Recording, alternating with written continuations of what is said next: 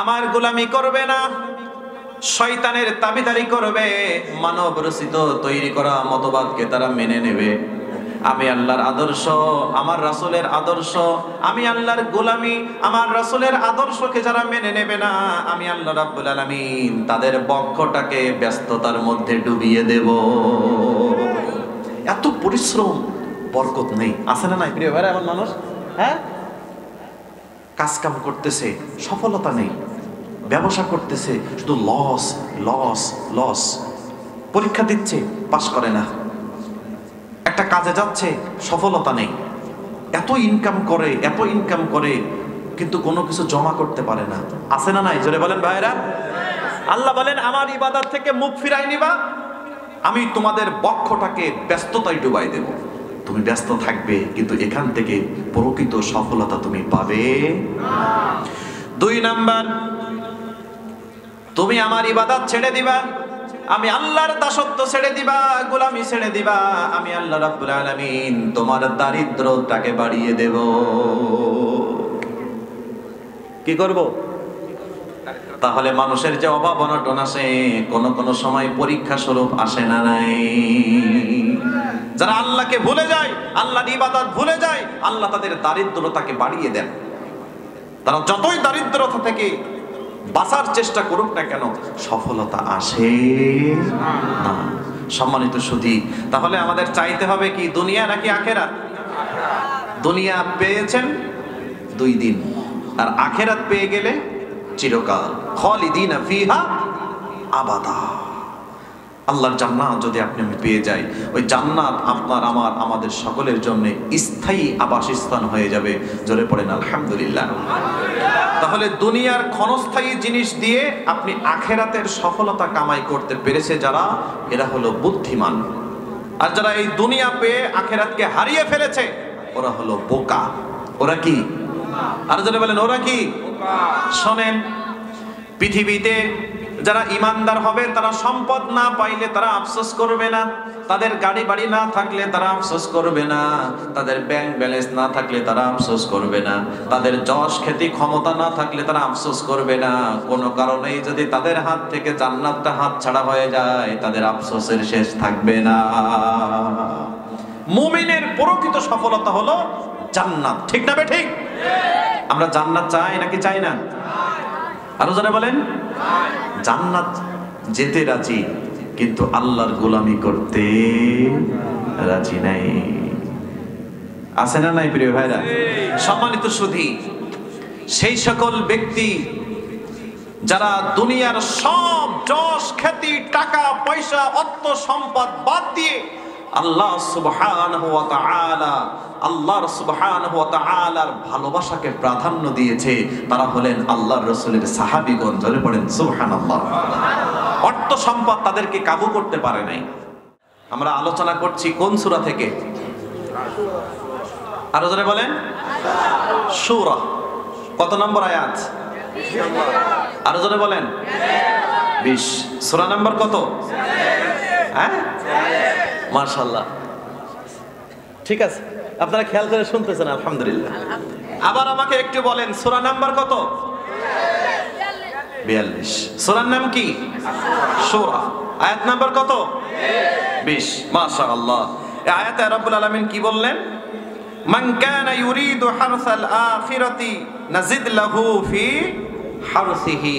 শোনো, তোমরা যারা দুনিয়ার ফসল আমি আল্লাহর কাছে চেয়েছো, আমি আল্লাহ তোমাদের ওই ফসল আখিরাতের তুলনায় অল্প একটু দিয়েছি। আর যারা আমি আল্লাহর কাছে আখিরাতের ফসল চেয়েছো, আমি আল্লাহ সুবহানাহু ওয়া তাআলা তাদেরকে আখিরাতের ফসল বেশি করে দিয়েছি, বেশি করে দিয়েছি। আলহামদুলিল্লাহ পড়েন। তার মানে এটা বোঝা গেল যে প্রকৃত সফলতা আছে আখিরাত পাওয়ার মধ্যে, অল্প একটু দুনিয়া পাওয়ার মধ্যে সফলতা নেই। ওই জন্য রব্বুল আলামিন বলেন, শোনো, তোমাদেরকে আমি আল্লাহ নুতিহি মিনহা, অল্প একটু দুনিয়া দিয়েছি, অল্প একটু দুনিয়া দিয়েছি। এই অল্প একটু দুনিয়ার বিনিময়ে ওমা লাহু ফিল আখিরাতি মিন নসিব, এই অল্প একটু দুনিয়ার বিনিময়ে তোমরা চিরস্থায়ী আখিরাতের দিন তোমাদের নসিব থেকে ভালো জিনিসগুলো তোমরা দূরীভূত করার জন্য দায়ী হইও না। একটু আওয়াজ দিয়ে বলেন তো প্রিয় ভাইরা, এই দুনিয়ার জীবন কি স্থায়ী নাকি অস্থায়ী? সকালে আছে, বিকালে নাও থাকতে পারে, বিকালে আছে, সকালে নাও থাকতে পারে। ওই জন্য মুহাম্মদুর রাসূলুল্লাহ সাল্লাল্লাহু আলাইহি ওয়াসাল্লাম বলেন, শোনো, তোমরা আল্লাহ সুবহানাহু ওয়া তাআলার কাছে যখন জান্নাত চাইবা তখন ছোটটা চেও না, বড়টা চেও। আলহামদুলিল্লাহ পড়েন। তার মানে আল্লাহ রাসূল বোঝাচ্ছেন যে দুনিয়ায় প্রকৃত সফলতা নাই, প্রকৃত সফলতা আছে জান্নাত। আল ফাউজু বিল জান্নাহ। ওই জন্য আল্লাহ রাব্বুল আলামিন কোরআনুল কারীম জানিয়েছেন, শোনো, ফামান যুহজিহা আনিন নারি ওয়া উদখিলাল জান্নাতা ফাকাদ ফাজ। যারা নিজেদেরকে জাহান্নাম থেকে বাঁচিয়ে জান্নাতি করে গড়ে তুলতে পেরেছে, আমি আল্লাহ জানিয়ে দিলাম তারা সফল হয়ে গেছে। আলহামদুলিল্লাহ পড়েন প্রিয়। তাহলে বোঝা গেল প্রকৃত সফলতা আছে আল্লাহর জান্নাত পাওয়ার মধ্যে। আল্লাহর জান্নাত যারা পেয়ে গেল তারা চূড়ান্তভাবে বিজয়ী, চূড়ান্তভাবে সফলতা অর্জন করে ফেললো। আলহামদুলিল্লাহ পড়েন। ওই জন্য মুহাম্মদুর রাসূলুল্লাহ সাল্লাল্লাহু আলাইহি ওয়াসাল্লাম বলেন, হাদিসের মধ্যে এসেছে, যারা বৃদ্ধ হয়ে যায়, বয়স বেশি হয়ে গেছে, তারপরেও বৃদ্ধ মানুষের দুইটা আকাঙ্ক্ষা কখনো বৃদ্ধ হয়ে যায় না। সবাই বলেন কয়টা? মানুষ যতই বৃদ্ধ হোক, দুইটা আশা আকাঙ্ক্ষা, দুইটা চাওয়া সব সময় জোয়ান থাকে। কয়টা? দুইটা।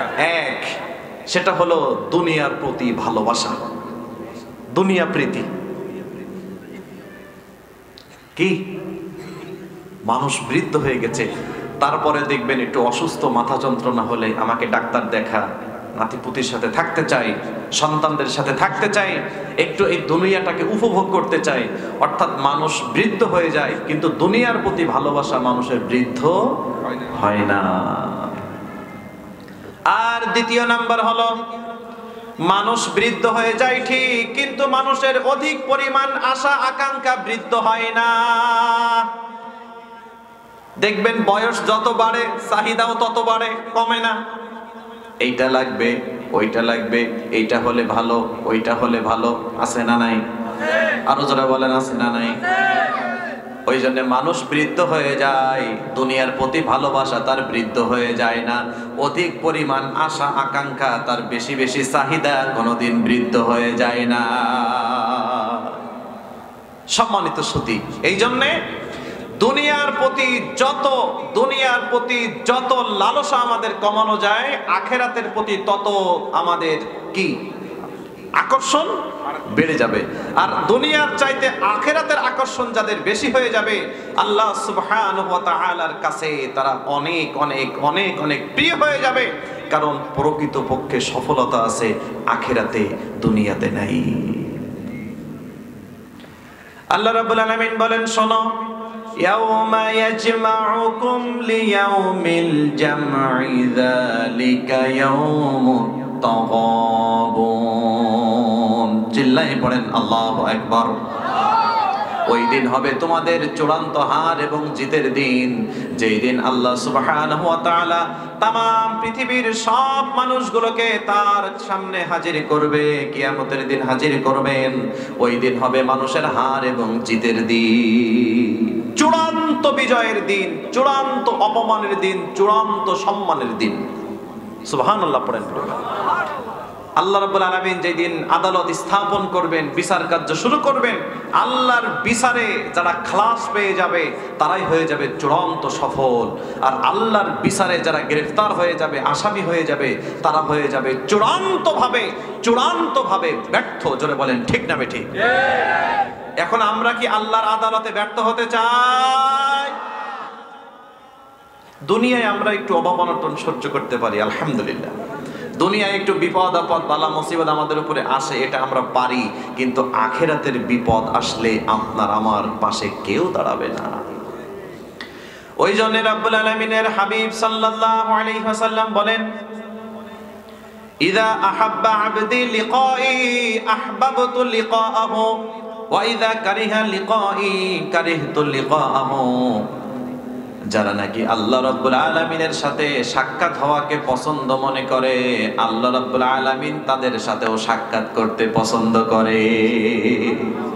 যারা আল্লাহর সাথে দেখা হোক এটা চায় না, আল্লাহর সাথে সাক্ষাৎ হোক এটা চায় না, রব্বুল আলামিন তাদের সাক্ষাৎকে অপছন্দ করে। আর আল্লাহ রাব্বুল আলামিনের সাক্ষাৎ কেবলমাত্র তারাই পছন্দ করে যারা আল্লাহ রাব্বুল আলামিনকে খুশি করতে পেরেছেন, তার বিধান মোতাবেক নিজের জীবনগুলো পরিচালনা করতে পেরেছেন। ওই ব্যক্তিগুলো কেবলমাত্র আল্লাহর সাথে দেখা করার জন্য প্রস্তুত।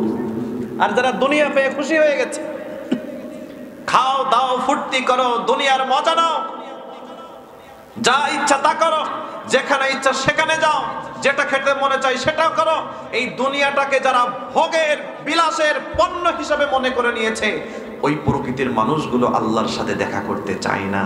কারণ ওরা জানে যে মরতে দেরি, আমাদের শাস্তি হতে দেরি হবে না। ঠিক না বেটে? ওই জন্য ইমানদার সব সময় আল্লাহর সাথে দেখা করতে প্রস্তুত। কিন্তু বেঈমান টাইপের মানুষ ওরা সহজে মরতে চায় না। ঠিক না বেটে? যে দুনিয়ায় 2 দিন বেশি থাকবো আর আরাম আয়েশ বেশি করে করব। এই জন্য ইদা আহাব্বা আবদি লিকাই আহবাবতু লিকাহু, হাদিসের মধ্যে এসেছে আল্লাহ রাব্বুল আলামিন তার সাক্ষাৎকে পছন্দ করেন যেই ব্যক্তি আল্লাহর সাথে সাক্ষাৎ করতে চায়। তো আল্লাহর সাথে সাক্ষাতের মেইন মাধ্যম সেটা হলো মৃত্যু। ঠিক না বেঠিক? এখন যারা মৃত্যুকে ভালোবাসে না, মৃত্যুকে ভালোবাসে কারা? যারা ইমানদার, যারা জানে আমি আল্লাহকে খুশি করার জন্য কাজ করতে পেরেছি, তারাই কেবলমাত্র আল্লাহ রাব্বুল আলামিনের সাথে দেখা করতে প্রস্তুত হয়ে আছে। আর শয়তান প্রকৃতির মানুষ, একটু বলেন তো, যার কোটি কোটি টাকা ব্যাংক ব্যালেন্স অভাব নেই, যার পাওয়ার আছে, যার ক্ষমতা আছে, যার দাপট দেখে কে, যার দাপটে এলাকার মানুষ দিশেহারা, হা বললে হা, না বললে না, ধরো বললে ধরে, মারো বললে মারে, এত প্রভাবশালী ব্যক্তি, তারা কি এই চাকচিক্যময় দুনিয়া ছেড়ে যেতে চায় না? আর আল্লাহ এদের সাথেও সাক্ষাৎ করতে পছন্দ করেন না। তাহলে আমরা কি চাই আল্লাহর সাথে সাক্ষাৎ? পছন্দ করি তো ইনশাআল্লাহ আমরা। তাহলে যদি হয়, তাহলে দুনিয়ার চাইতে ওই আখিরাতকে বেশি আমাদের প্রাধান্য দিতে হবে। আলহামদুলিল্লাহ। রব্বুল আলামিন বলেন, ইয়াউমা লা ইয়ানফাউ মালু ওয়ালা বানুন, এই দুনিয়ার বুকে তোমার সম্পদ তোমার কোনো কাজে আসবে না, তোমার ছেলে মেয়ে তোমার কোনো কাজে আসবে না, তোমার যশ খ্যাতি তোমার কাজে আসবে না, তোমার এত বড় পদ পদবি কোনো কাজে আসবে না। ঠিক না বেঠিক? কারণ পৃথিবীর অনেক ধনাঢ্য ব্যক্তিরা তারা পৃথিবীর সব কিছু ফেলে রেখে আল্লাহর ডাকে সাড়া দিয়েছেন। ঠিক না বেঠিক? আপনার মৃত্যু যখন চলে আসবে, আপনার সম্পদ কি আপনার মৃত্যু থেকে বাধা দিতে পারবে? আপনার ছেলে মেয়ে যত বড়ই চাকরিজীবী হোক না কেন, আপনার মৃত্যুটাকে রোধ করতে পারবে নাকি? পারবে না। ওই জন্য সম্মানিত উপস্থিতি, দুনিয়া থাকার জায়গা নয়, এই দুনিয়া ছেড়ে সবাইকে চলে যেতে হয়। আচ্ছা, আমরা যে এই দুনিয়া ছেড়ে চলে যাব, এটা আমাদের বিশ্বাস হয় তো ইনশাআল্লাহ? সবার বিশ্বাস হয়?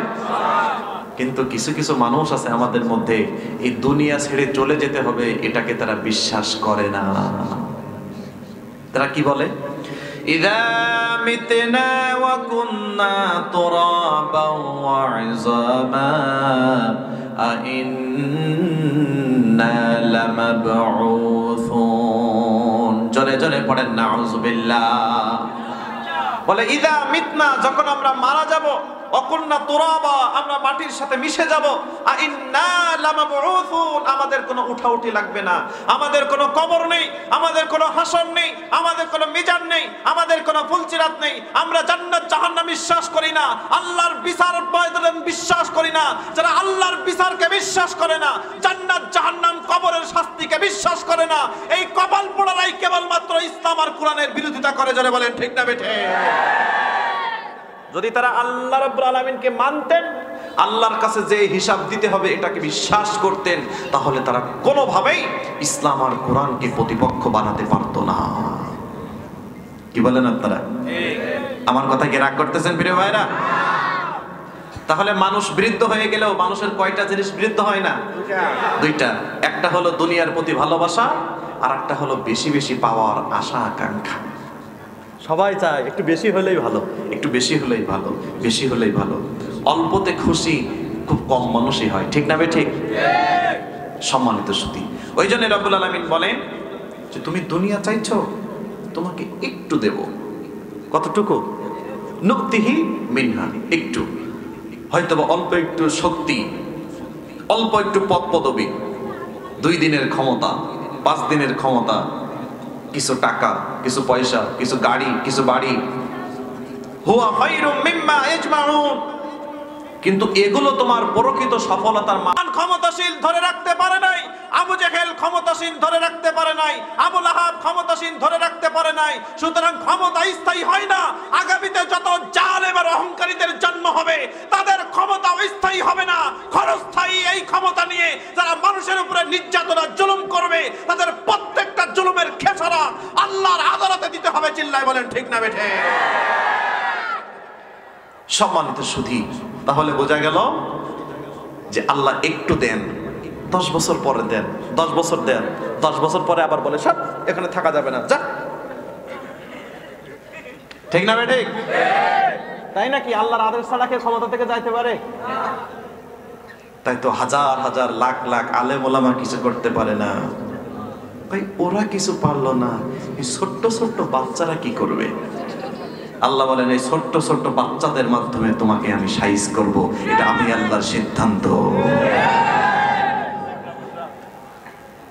নমরুদকে কি শোনেন, আল্লাহর একটা সিস্টেম আছে। আল্লাহ যে ক্ষমতাবান, এটা আমাদের কি কারোর সন্দেহ আছে? আরো যারা বলেন আছে? সকল ক্ষমতার মালিক একজন, তিনি কে? জনগণ ক্ষমতার মালিক হতে পারে না, ক্ষমতার মালিক হলেন আল্লাহ। কারণ যেই জনগণ ক্ষমতার বড়াই দেখায়, আল্লাহ যদি 2 বার বমি আর 2 বার টয়লেট দেয়, তার ক্ষমতা বিছানার সাথে লেগে যায়। তাহলে ওই কিভাবে ক্ষমতাসীন হইল? সকালবেলা ডাকতেছেন, আব্দুর রহিম, জি চাচা চলো একটু ভোটটা দিয়ে আসি। চাচা যে পাস করে করুক, আমি যাইতে পারবো না। আছে না নাই? তো আপনি না ভোট দিয়ে আর একজনকে ক্ষমতাবান বানাবেন, তা আপনারই তো শরীর চলে না, তাইলে কিভাবে বানাবেন? তার মানে বোঝা গেল ক্ষমতার মালিক জনগণ নয়, ক্ষমতার মালিক হলেন আল্লাহু আলা কুল্লি শাইইন কাদির। সকল বিষয়ে ক্ষমতাবান একজন, তিনি হলেন আমার আল্লাহ। চিল্লায় বলেন ঠিক না বেঠিক? যারা বলে জনগণ ক্ষমতার মালিক, ওরা জনগণকে ধোঁকা দিয়ে বোকা বানিয়ে নিজেদের পক্ষে জনগণের সমর্থনটা আনতে চায়। আমার কথায় রাগ করতেছেন মনে হয় আপনারা? তাহলে প্রকৃত ক্ষমতাবান কে? আল্লাহ। তো আল্লাহর একটা নীতি সিস্টেম হলো, যত বড় ক্ষমতাসীন তত ছোট জিনিস দিয়ে আল্লাহ ধ্বংস করেন। ঠিক না বেঠিক? নমরুদকে ধ্বংস করছে কি দিয়ে? একটা সুস্থ মশাও তার কপালে জোটেনি। তার মানে আল্লাহ বোঝাতে চেয়েছেন, নমরুদ নিজেকে প্রভু দাবি করা ব্যক্তি, আমি তাকে মেরেছি ল্যাংড়া মশা দিয়ে। ফিরাউনকে আল্লাহ ডুবাইছেন কোথায়? আরো জানে বলেন? নীল নদে। বললেন কারা কারা? একটু হাত জাগান তো। হ্যাঁ, দেখছেন 2-3 শ্রেণীর মানুষ হয়ে গেছে। কেউ একটু উঠায় না, ঠিক হবে নাকি ভুল হবে। যদি সঠিক না হয় তাহলে তো মান সম্মানের ব্যাপার। সুতরাং আমরা হাও না, আমরা নাও না, আমরা হলাম নিরপেক্ষ। ঠিক না ভাই? ঠিক। এখন বলেন তো, নিরপেক্ষ হওয়া যাবে? আপনার হা অথবা না। শোনেন, আমরা যদি জানতাম তাহলে কি আমরা এখানে আসতাম? আমরা জানি না দেখেই তো শেখার জন্য এসেছি। হয়তো আপনারা যা জানেন সেটা আমি জানি না, আমি যেটা জানি সেটা আপনারা জানেন না। ওই জন্য কোরআনের ভাষ্য হলো ফাসআলু আহলা যিকরি ইন কুনতুম লা তা'লামুন। তোমরা যেটা জানো না, যারা জানে তাদের থেকে তোমরা জেনে নাও। এখানে কোনো ছোট বড়, ধনী গরিব ভেদাভেদ নাই। যে জানে তার থেকে আপনি জেনে নেবেন, এটাই হলো আদেশ, আল্লাহর আদেশ। তাহলে আমরা যদি সবাই সবকিছু জানতাম, এই মাহফিলে আসতাম? আপনারাই তো বক্তা হতেন, আমরাই তো শ্রোতা হতাম। তো নীলনদ বললেন কারা কারা? একটু হাত জাগান তো, হাত নামান। আপনারা যারা নীলনদ বলেছেন, আপনাদের উত্তর ভুল। আমরা জেনে আসি নীলনদ, তাই না? ফিরাউনকে রব্বুল আলামিন যেখানে ডুবিয়ে মেরেছেন সেটা নীল নদ নয়, সেটা হলো বাহরে আহমার, লোহিত সাগর। সেটা কি? আরো জোরে বলেন তো, নীল নদ নাকি লোহিত সাগর? আরো জোরে। জোর হলো না? জোরসে বলেন, বলবে না। বিশাল নিজেকে প্রভু হিসাবে দাবি করা মানুষ, রব্বুল আলামিন তাকে পানিতে ডুবিয়ে মেরেছে। কারণের এত বিশাল অর্থ সম্পদের মালিক, পুরা অর্থ সম্পদ সহ আল্লাহ রাব্বুল আলামিন জমিনে ডাবিয়ে দিয়েছেন। বড় বড় কোনো বাহিনী আল্লাহর লাগে নাই। ওই জন্য পৃথিবীতে যারা অহংকার আর তিরাসের রাজত্ব কায়েম করে, আল্লাহর ক্ষমতার বাইরে তারা ক্ষমতা জাহির করার চেষ্টা করে। যাদেরকে আল্লাহ নুতিকি মিনহা সামান্য একটু দিয়েছে, এই সামান্য একটু দেওয়ার কারণে তারা দুনিয়ার মানুষকে মানুষ মনে করে না, আলেমদের আলেম মনে করে না, আলেমদেরকে তারা নির্যাতন করে, জুলুম করে, অত্যাচার করে, ইসলাম প্রিয় মানুষগুলোকে জেলের মধ্যে ভরে ভরে রেখে নির্যাতন করে। আল্লাহ রাব্বুল আলামিন তাদেরকেও বড় কিছুর মাধ্যমে বিদায় করে নাই, ছোট্ট ছোট্ট বাচ্চাদের মাধ্যমে আল্লাহ বিদায় করে। ঠিক না বেঠে? ক্ষমতা কার? সুতরাং নুক্তিহি মিনহা, আল্লাহ সামান্য একটু দেয় কিন্তু স্থায়ীভাবে দেয় না। স্থায়ীভাবে শান্তি আছে কেবলমাত্র আখিরাতে, জান্নাতের মধ্যে। বোঝা গেল প্রিয় ভাইরা? তাহলে একটা আওয়াজ দিয়ে বলেন তো, দুনিয়ার সম্পদ আপনার কাছে স্থায়ীভাবে থাকবে? দুনিয়ার ক্ষমতা আপনার কাছে স্থায়ীভাবে থাকবে? দুনিয়ার যশ খ্যাতি মান মর্যাদা আপনার কাছে স্থায়ীভাবে থাকবে? আমি এই যে চেয়ারে বসে আছি, জোরে বলেন তো, এই চেয়ারটা আমার জন্য স্থায়ী নাকি অস্থায়ী? একটু পরেই আপনারা যখন স্লিপ দিবেন যে হুজুর আপনি মুনাজাত করে দেন, তখন আমাকে চেয়ারটা আস্তে করে ছেড়ে দিয়ে নেমে যেতে হবে। এটা স্থায়ী নয়। আমি মনে হয় বোঝাতে পারতেছি না প্রিয় ভাইরা আপনাদেরকে। তাহলে আমরা আল্লাহর কাছে কি দুনিয়া চাইবো নাকি আখেরাত চাইবো? যদি আখেরাত চাই তাহলে আল্লাহ দুনিয়াও দিবেন, আখেরাতও দিবেন, আর দুনিয়াটা বোনাস হিসাবে দিয়ে দিবেন। আর যারা আল্লাহর কাছে দুনিয়া চাইছে ওদেরকে আল্লাহ কি খুব বেশি দেবে নাকি অল্প দিবে? অল্প একটু দিবে। কিন্তু অল্প একটু যারা পেয়েছে তারা আখেরাতের দিন সব হারাবে। সম্মানিত সুধী, ওই জন্যে আল্লাহ রাব্বুল আলামিনের হাবিব সাল্লাল্লাহু আলাইহি ওয়াসাল্লাম বলেন, আল্লাহ রাব্বুল আলামিন আদম সন্তানকে বলেন, হে আদম সন্তান, তোমরা আমি আল্লাহ রাব্বুল আলামিনের ইবাদত করো, আমার গোলামি করো, আমার দাসত্ব করো, তাহলে আমি আল্লাহ রাব্বুল আলামিন তোমাদের সকল তোমাদের বক্ষকে আমি আল্লাহ সকল অমুকাফেক্কিতা থেকে দূর করে দেব। তুমি কারোর মুখাফেক্কি থাকবা না, তোমার বক্ষকে আমি অমুখাফেক্ষিতা দিয়ে পূর্ণ করে দেব। তার মানে তুমি কারোর কাছে ধরা থাকবা না, তোমাকে সাহায্য করবেন যিনি, তিনি কে? আর যারা বলেন কে? তাহলে আল্লাহর ইবাদত করলে আল্লাহ রাব্বুল আলামিন আপনার বক্ষকে অমুখাফেক্ষিতা দিয়ে পূর্ণ করে দিবেন। মানে আপনি আর কারোর কাছে ধরা থাকবেন না, আপনাকে সাহায্য করবেন যিনি, তিনি কে? আর যারা বলেন তিনি কে? আবার আল্লাহ রাব্বুল আলামিন বলেন, তোমার হৃদয়কে আমি অমুখাপেক্ষিতা দিয়ে পূর্ণ করে দেব, এমনটা নয়। তুমি আমার ইবাদত করো, তুমি আমার গোলামি করো, তুমি আমার দাসত্ব করো, আমি আল্লাহ রাব্বুল আলামিন তোমার সব ধরনের দারিদ্রতা দূর করে দেব। অভাব অনটন তোমার আর থাকবে না। ওই জন্য যার অভাব অনটন আছে বেশি বেশি করে ইবাদত করেন। অভাব অনটন দূর করে দিবেন কে?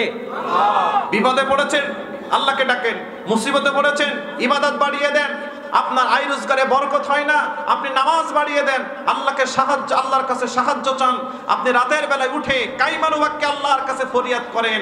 আল্লাহ রাব্বুল আলামিন বলেন, আমার ইবাদত যারা করবে আমি আল্লাহ তাদের হৃদয়গুলোকে, বক্ষটাকে অমুখাপেক্ষিতা দিয়ে পূর্ণ করে দেব এবং তাদের দারিদ্রতাকে আমি আল্লাহ দূর করে দেব। সুবহানাল্লাহ বলেন। আর যারা আমি আল্লাহ রাব্বুল আলামিনের ইবাদত করবে না, আমার গোলামি করবে না, শয়তানের তাবিদারি করবে, মানব রচিত তৈরি করা মতবাদকে তারা মেনে নেবে, আমি আল্লাহর আদর্শ, আমার রাসূলের আদর্শ, আমি আল্লাহর গোলামি, আমার রাসূলের আদর্শকে যারা মেনে নেবে না, আমি আল্লাহ রাব্বুল আলামিন তাদের বক্ষটাকে ব্যস্ততার মধ্যে ডুবিয়ে দেব। এত পরিশ্রম, বরকত নেই, আছে না নাই প্রিয় ভাইরা? এমন মানুষ, হ্যাঁ, কাজকাম করতেছে, সফলতা নেই। ব্যবসা করতেছে, শুধু লস লস লস। পরীক্ষা দিচ্ছে, পাস করে না। একটা কাজে যাচ্ছে, সফলতা নেই। এত ইনকাম করে কিন্তু কোনো কিছু জমা করতে পারে না। আছে না নাই? জোরে বলেন ভাইরা। আল্লাহ বলেন আমার ইবাদত থেকে মুখ ফিরাই নিবা, আমি তোমাদের বক্ষটাকে ব্যস্ততায় ডুবাই দেব। তুমি ব্যস্ত থাকবে, কিন্তু এখান থেকে প্রকৃত সফলতা তুমি পাবে না। 2 নাম্বার, তুমি আমার ইবাদত ছেড়ে দিবা, আমি আল্লাহর দাসত্ব ছেড়ে দিবা, গোলামি ছেড়ে দিবা, আমি আল্লাহ রাব্বুল আলামিন তোমার দারিদ্রতাকে বাড়িয়ে দেব। কি করব? তাহলে মানুষের যে অভাব অনটন আসে, কোন সময় পরীক্ষা স্বরূপ আসে না নাই? যারা আল্লাহকে ভুলে যায়, আল্লাহর ইবাদত ভুলে যায়, আল্লাহ তাদের দারিদ্রতাকে বাড়িয়ে দেন। তারা যতই দারিদ্রতা থেকে বাঁচার চেষ্টা করুক না কেন, সফলতা আসে না। সম্মানিত সুধী, তাহলে আমাদের চাইতে হবে কি, দুনিয়া নাকি আখেরাত? দুনিয়া পেয়েছেন 2 দিন, আর আখেরাত পেয়ে গেলে চিরকাল, খালিদিনা ফিহা আবাদা। আল্লাহর জান্নাত যদি আপনি আমি পেয়ে যাই, ওই জান্নাত আপনার আমার আমাদের সকলের জন্য স্থায়ী আবাসস্থান হয়ে যাবে। জোরে পড়েন আলহামদুলিল্লাহ। তাহলে দুনিয়ার ক্ষণস্থায়ী জিনিস দিয়ে আপনি আখেরাতের সফলতা কামাই করতে পেরেছে যারা, এরা হলো বুদ্ধিমান। আর যারা এই দুনিয়া পেয়ে আখেরাতকে হারিয়ে ফেলেছে, ওরা হলো বোকা। ওরা কি? আর যারা বলেন ওরা কি? শোনেন, পৃথিবীতে যারা ইমানদার হবে তারা সম্পদ না পাইলে তারা আফসোস করবে না, তাদের গাড়ি বাড়ি না থাকলে তারা আফসোস করবে না, তাদের ব্যাংক ব্যালেন্স না থাকলে তারা আফসোস করবে না, তাদের যশ খ্যাতি ক্ষমতা না থাকলে তারা আফসোস করবে না। কোনো কারণেই যদি তাদের হাত থেকে জান্নাতটা হাত ছাড়া হয়ে যায়, তাদের আফসোসের শেষ থাকবে না। মুমিনের প্রকৃত সফলতা হলো জান্নাত। ঠিক না বে ঠিক? আমরা জান্নাত চাই নাকি চাই না? আরো যারা বলেন জান্নাত যেতে রাজি, কিন্তু আল্লাহর গোলামি করতে রাজি নাই। আছে না নাই প্রিয় ভাইরা? সম্মানিত সুধী, সেই সকল ব্যক্তি যারা দুনিয়ার সব যশ খ্যাতি টাকা পয়সা অর্থ সম্পদ বাদ দিয়ে আল্লাহ সুবহানাহু ওয়া তাআলা আল্লাহর সুবহানাহু ওয়া তাআলার ভালোবাসাকে প্রাধান্য দিয়েছে, তারা হলেন আল্লাহর রাসূলের সাহাবীগণ। জোরে পড়েন সুবহানাল্লাহ। অর্থ সম্পদ তাদেরকে কাবু করতে পারে নাই। যেমন একজন আল্লাহর রাসূল সাল্লাল্লাহু আলাইহি ওয়াসাল্লামের যুবক সাহাবী ছিল, তার নাম হলো মুসআব ইবনে উমাইর। নাম শুনছেন আপনারা? আচ্ছা, রাগ হচ্ছে আপনাদের প্রিয় ভাইরা? বলবো যুবক ভাইরা খেয়াল করে শোনেন। মুসআব ইবনে উমাইর এত ধনাঢ্য পরিবারের একজন সন্তান। তার বাবা ছিল বিলিয়নিয়ার, কোটি কোটি টাকার মালিক। তার বাবা মারা গেছেন, মা আর সন্তান। এত ধনাঢ্য পরিবারের ছেলে একটা জামা সকালে গায়ে দেয়, বিকালে আর গায়ে দেয় না। একটা পোশাক পরিধান করে যার মূল্য তৎকালীন যুগে 200 দিরহামের উপরে। আল্লাহু আকবার বলেন প্রিয় ভাই। যে আতর ব্যবহার করে মক্কার বুকে, এই আতর ধনাঢ্য ব্যক্তিরা ছাড়া ব্যবহার করতেন না। ওই আতর মেখে মুসআব ইবনে উমাইর যখন রাস্তা দিয়ে হেঁটে যাইতেন, তখন আশেপাশের মানুষ বুঝতে পারতো যে রাস্তা দিয়ে মুসআব ইবনে উমাইর যাচ্ছে। এত ধনাঢ্য পরিবারের সন্তান। আলহামদুলিল্লাহ পড়েন। তিনি গোপনে ইসলাম কবুল করেছেন নবী মুহাম্মদুর রাসূলুল্লাহ সাল্লাল্লাহু আলাইহি ওয়াসাল্লামের কাছে। জোরে পড়েন আলহামদুলিল্লাহ। তার মা বেঁচে আছেন, আব্বা মারা গেছেন। মা কোনোভাবে জেনে গেলেন তার কলিজার টুকরা সন্তান ইসলাম কবুল করেছে। এখন বলেন তো, মা কি এটা সহজে মেনে নেয়? যা বুঝানোর বুঝিয়েছেন, কিন্তু আল্লাহর বান্দাকে কে আর ফিরায় একটা পর্যায়ে আটকায় রাখে। মা বলে, তুমি যদি ইসলাম কবুল করা থেকে বিরত না থাকো, তুমি যদি ইসলামটাকে ত্যাগ না করো, তাহলে আমি আর খানাপিনা করব না। মা একটা পর্যায়ে খানাপিনা ছেড়ে দিলেন। আমি খানাপিনা না করে মারা যাব। মুসআব ইবনে উমাইর বলেন, লা আরজি মিন দীনি মুহাম্মদ সাল্লাল্লাহু আলাইহি ওয়াসাল্লাম। আল্লাহু আকবার বলেন। ওগো আমার প্রাণের ভালোবাসার মা, আপনি যদি খানা পিনা বাদ দিয়ে মারাও যান, এরপরেও আমি নবী মুহাম্মদ সাল্লাল্লাহু আলাইহি ওয়াসাল্লামের যে দ্বীন কবুল করেছি, এই দ্বীন থেকে আমি সরে আসব না। লা আরজি মিন দীনি মুহাম্মদ সাল্লাল্লাহু আলাইহি ওয়াসাল্লাম, আল্লাহর রাসূলের যে দ্বীন আমি গ্রহণ করেছি, আপনি না খেতে খেতে মারা গেলে কি এই দ্বীন থেকে আমি সরে আসব না। মুসআব রাদিয়াল্লাহু আনহুকে আটকে রাখা হলো, কয়েকদিন খাবার দাবার খেতে দেয় না।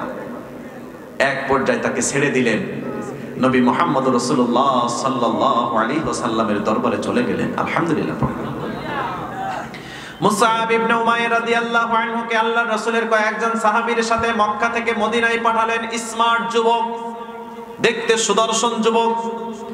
মুসআব ইবনে উমাইর রাদিয়াল্লাহু আনহুর সাথে আল্লাহর নবী মুহাম্মদুর রাসূলুল্লাহ সাল্লাল্লাহু আলাইহি ওয়াসাল্লামের চেহারার বড় মিল ছিল। কি ছিল? ওই ধরনের যুদ্ধের মাঠে মুসআব ইবনে উমাইর রাদিয়াল্লাহু আনহুকে মেরে ফেলার পরে তারা গুঞ্জন উঠাইছিল যে আমরা মুহাম্মদ, সবাই পড়েন সাল্লাল্লাহু, তাকে হত্যা করেছি। নাউজুবিল্লাহ পড়েন। তিনি ছিলেন বিনয়ী, এতটাই বিনয়ী, এতটাই চৌকস, এতটাই ভালো ভাষা তার ছিল, এতটাই দক্ষতার ছিল, মেধা যার ছিল। জোরে একটু আওয়াজ দিয়ে বলেন তো, যার ভাষা সুন্দর, যার চেহারা সুন্দর, মানুষ তার দিকে বেশি অধিক পরিমাণ ঝুঁকে যায়। ঠিক না বেঠিক? দেখতেও সুন্দর, চেহারাও সুন্দর, ভাষাও সুন্দর। মুসআব ইবনে উমাইর রাদিয়াল্লাহু আনহু মদিনায় চলে যেয়ে ইসলামে দাওয়াত শুরু করে দিলেন। মাত্র 1 বছরের ব্যবধানে আল্লাহর রাসূলকে মদিনায় যাওয়ার মতন আজকে এতটাই দিন প্রচার সে করেছে। আল্লাহর রাসূলকে মদিনায় নিয়ে যাওয়ার মতন মানুষ তৈরি হয়ে গেছে। জোরে পড়েন আলহামদুলিল্লাহ। মানুষজন দলে দলে ইসলাম কবুল করা শুরু করে দিলেন। মুসআব ইবনে উমাইর রাদিয়াল্লাহু আনহু একদিন বসে আছেন একটা জায়গায়। একটা আওয়াজ দিয়ে বলেন তো, এই যে ভিনদেশী যুবক এসে আমাদের এলাকায় সব ইয়াং তরুণ, বয়স্ক বলেন, তরুণ বলেন, সবার অন্তরে ইসলামের আলো জ্বেলে দিচ্ছে। তৎকালীন যুগের যারা বেঈমান আছে, ওরা কি আর সহ্য করবে এটা? আরো যারা বলেন সহ্য করবে? করবে না। তারা একটা পর্যায়ে মুসআব ইবনে উমাইর রাদিয়াল্লাহু আনহুর কাছে গেলেন। তিনি বসে আছেন, তাকে যে হুমকি ধামকি যা দেওয়ার দিলেন, তুমি কোথা থেকে এসে উড়ে এসে জুড়ে বসেছ? আমাদের এলাকার যুবকগুলোকে তুমি তোমার দলে ডেকে নিচ্ছ। তুমি এগুলো ছাড়ো, না হয় আমাদের এলাকা ছেড়ে চলে যাও। একটা রাগান্বিত মেজাজে। এখন বলেন তো, মুসআব রাদিয়াল্লাহু আনহু তিনি কি রাগান্বিত ভাষায় বলেন নাকি সুন্দর মার্জিত ভাষায় বলেন? তিনি তাকে বললেন, আপনি কি দাঁড়িয়ে দাঁড়িয়ে কথা বলবেন নাকি আমার কথাগুলো শুনবেন? আপনি বসুন, আমার কথা শুনুন, যদি খারাপ লাগে আমাকে তাড়িয়ে দেন। বিনয়ী ভাষায়, ভদ্র ভাষায়, নম্র ভাষায় মুসআব ইবনে উমাইর রাদিয়াল্লাহু আনহুর সাথে এই রাগান্বিত ব্যক্তিটা আলাপচারিতায় একটা পর্যায়ে মুসআব ইবনে উমাইর রাদিয়াল্লাহু আনহুর কথাবার্তা তার ভালো লেগে গেছেন এবং সে সাথে সাথে কালেমা পড়ে নিয়েছে।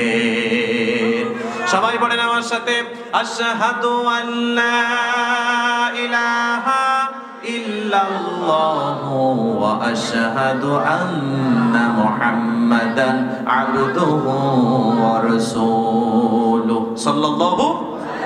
আসছিলেন এলাকা থেকে বিতাড়িত করতে, তার কর্মকে থামিয়ে দেওয়ার জন্য, কিন্তু নিজেই তার ফ্যান হয়ে ইসলাম কবুল করে নিলেন। তাহলে কত সুন্দর স্মার্ট যুবক তিনি ছিলেন। সুবহানাল্লাহ পড়েন, আরো যারা বলেন সুবহানাল্লাহ। আল্লাহর নবী সাল্লাল্লাহু আলাইহি ওয়াসাল্লাম মক্কা থেকে মদিনায় হিজরত করলেন। হিজরত করার পরে বদরের যুদ্ধে তিনি অংশগ্রহণ করলেন, বীর বিক্রমে যুদ্ধ করলেন, বিজয়ের বসে ফিরে আসলেন আল্লাহর রাসূল সহ সবাই। মুসআব ইবনে উমাইর রাদিয়াল্লাহু আনহুকে আল্লাহর নবী সাল্লাল্লাহু আলাইহি ওয়াসাল্লাম উহুদের যুদ্ধ সংগঠিত হলো, উহুদের যুদ্ধে তাকে সেনাপতির দায়িত্ব দিলেন, মানে পতাকা দিলেন, যুদ্ধের মুসলমানদের পতাকা উমাইর রাদিয়াল্লাহু আনহুকে দিয়ে দিলেন। মুসআব ইবনে উমাইর রাদিয়াল্লাহু আনহু তিনি যুদ্ধ করছেন পতাকা হাতে। আল্লাহর রাসূল সাল্লাল্লাহু আলাইহি ওয়াসাল্লামের দিকে এক সময় আক্রমণ করা শুরু করলো। মুসআব ইবনে উমাইর রাদিয়াল্লাহু আনহু সেই আক্রমণটাকে ঢাল হিসাবে ঠেকিয়ে দিলেন। জোরে পড়েন আল্লাহু আকবার। আর জোরে বলেন আল্লাহু আকবার। মুসআব ইবনে উমাইর রাদিয়াল্লাহু আনহু তিনি এক হাতে কি জোরে বলেন কালেমার পতাকা। আল্লাহু আকবার, আল্লাহু আকবার। তিনি যুদ্ধ করছেন আল্লাহর রাসূল সাল্লাল্লাহু আলাইহি ওয়াসাল্লামের গায়ে কেউ যেন একটা আঘাত না করতে পারে, এজন্য তিনি ঢাল হিসাবে দাঁড়িয়ে গেলেন। আল্লাহু আকবার বলেন প্রিয়। এক পর্যায়ে একটা বেঈমান মুসআব ইবনে উমাইর রাদিয়াল্লাহু আনহুর ডান হাতে আঘাত করলেন, ডান হাত কেটে ফেললেন। জোরে পড়েন নাউযুবিল্লাহ। ডান হাত কেটে ফেলার পরে মুসআব ইবনে উমাইর রাদিয়াল্লাহু আনহু বাম হাত দিয়ে কালেমা ধরলেন, কালেমার পতাকা। ইবনুল কামিয়া নামে একজন ব্যক্তি তিনি আঘাত করেছিলেন। ডান হাতে আঘাত করার পরে বাম হাত দিয়ে কালেমার পতাকা ধরেছেন, বাম হাত দিয়েও আঘাত করেছে, গাল দিয়ে বাহু দিয়ে কোন রকম চেপড়ে ধরে কালেমার পতাকা ধরে রেখেছে, কিন্তু মুসআব ইবনে উমাইর রাদিয়াল্লাহু আনহু কালেমার পতাকা মাটিতে ফেলতে দেয় না।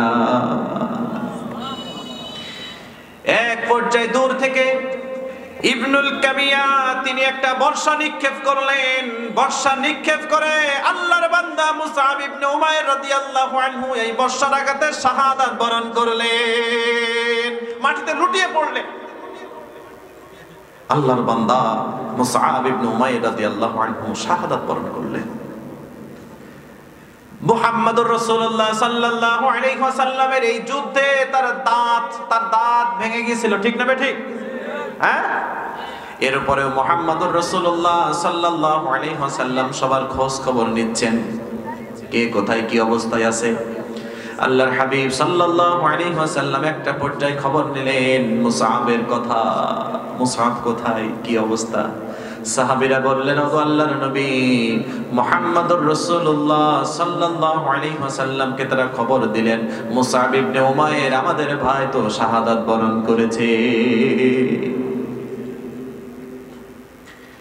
মুসআব ইবনে উমাইর রাদিয়াল্লাহু আনহু শাহাদাত বরণ করার পরে আল্লাহর নবী মুহাম্মদুর রাসূলুল্লাহ সাল্লাল্লাহু আলাইহি ওয়াসাল্লাম তার লাশটাকে নিজেই তিনি কবরে রাখলেন। আল্লাহু আকবার। নিজেই লাশটাকে কবরে রাখলেন। একটা জামা, একটা চাদর, একটা কাপড়।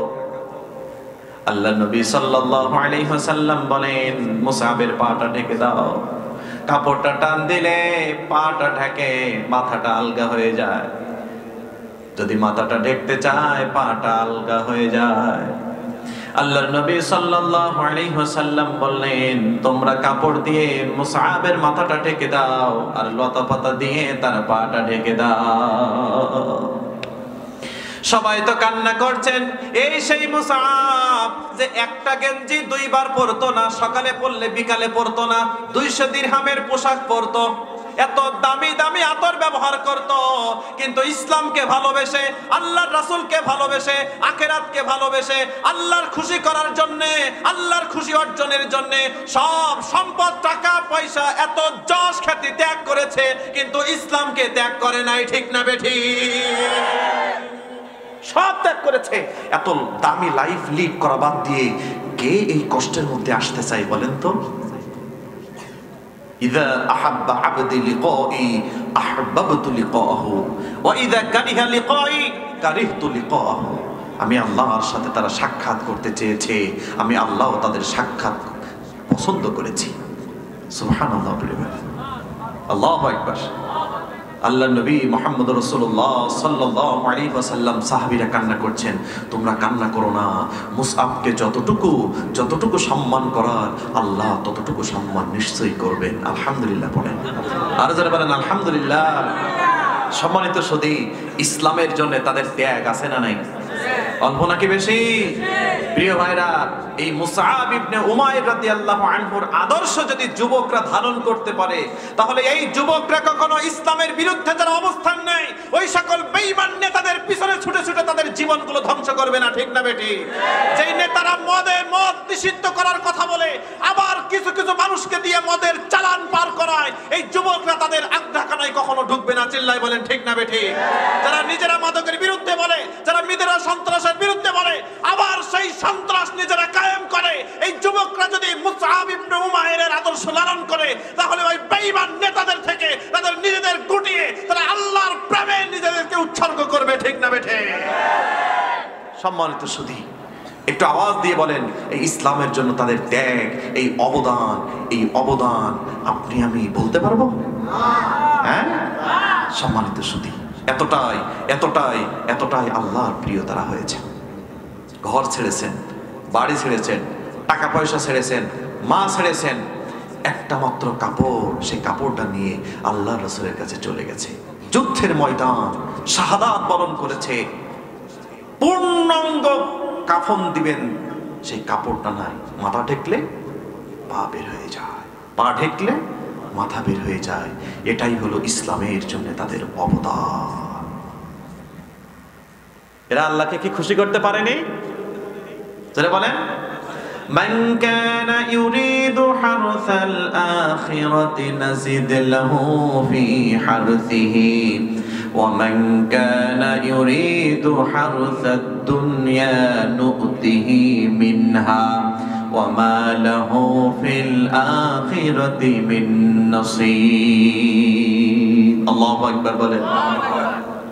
ওই সকল ব্যক্তিগণ দুনিয়ার যশ খ্যাতি চাই নাই, দুনিয়ার সফলতা চাই নাই, ওরা আল্লাহকে খুশি করে আখিরাতের ফসল চেয়েছে। ঠিক না বেঠিক? তাই দুনিয়ার সব কিছুর মাঝেও আল্লাহ রাব্বুল আলামিন তাদের সম্মান আর ইজ্জতকে বাড়িয়ে দিয়েছেন। আর কিয়ামতের ময়দানে রাব্বুল আলামিন প্রত্যেকটা সাহাবীদের উপরে খুশি, তাদেরকে আল্লাহ উচ্চ সম্মানের আসনে বসাবেন। সুবহানাল্লাহ পড়েন। রাদিয়াল্লাহু আনহুম ওয়া রাদু আন। তারা আল্লাহর প্রতি খুশি আর আল্লাহ তাদের উপরে খুশি।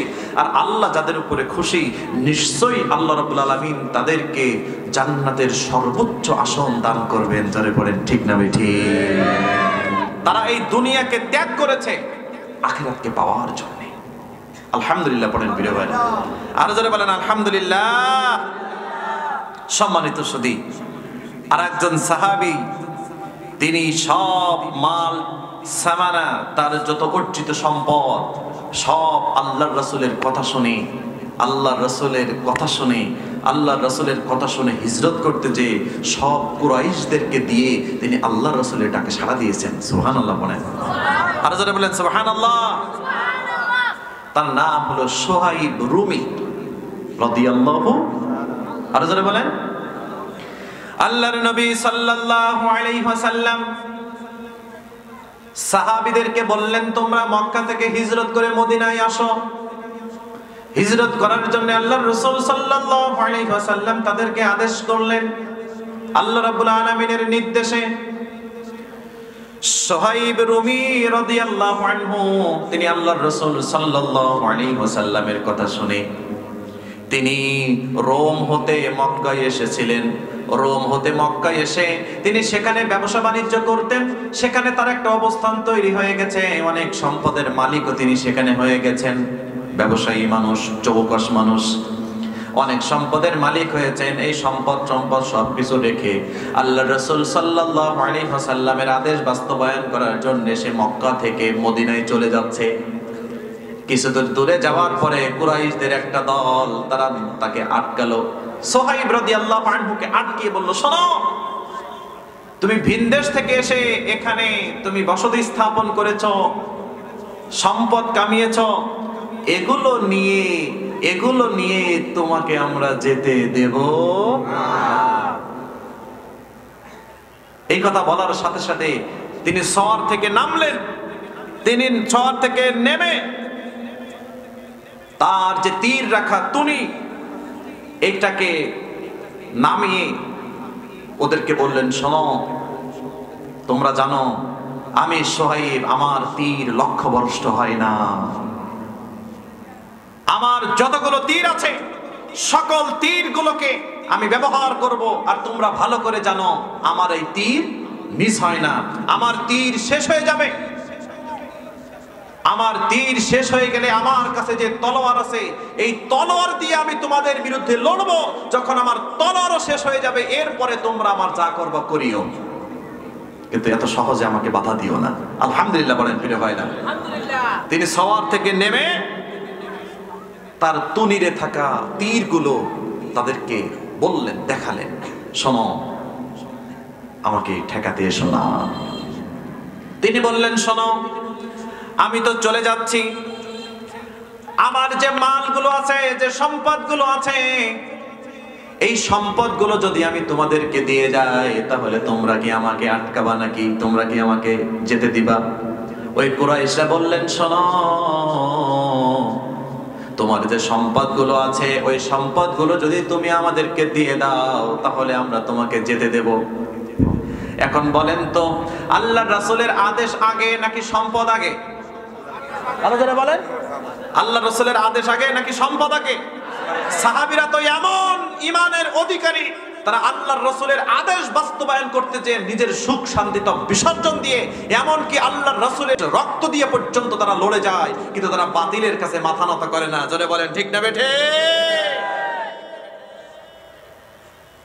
তিনি বললেন, যাও আমার সম্পদ যা আছে তোমাদেরকে দিয়ে দিলাম, আর আমার গোপন গোপন সম্পদ যা ছিল সব সম্পদের খোঁজ খবর তাদেরকে দিয়ে দিলেন। তারা রাজি হয়ে গেল। জোরে পড়েন আল্লাহু আকবার।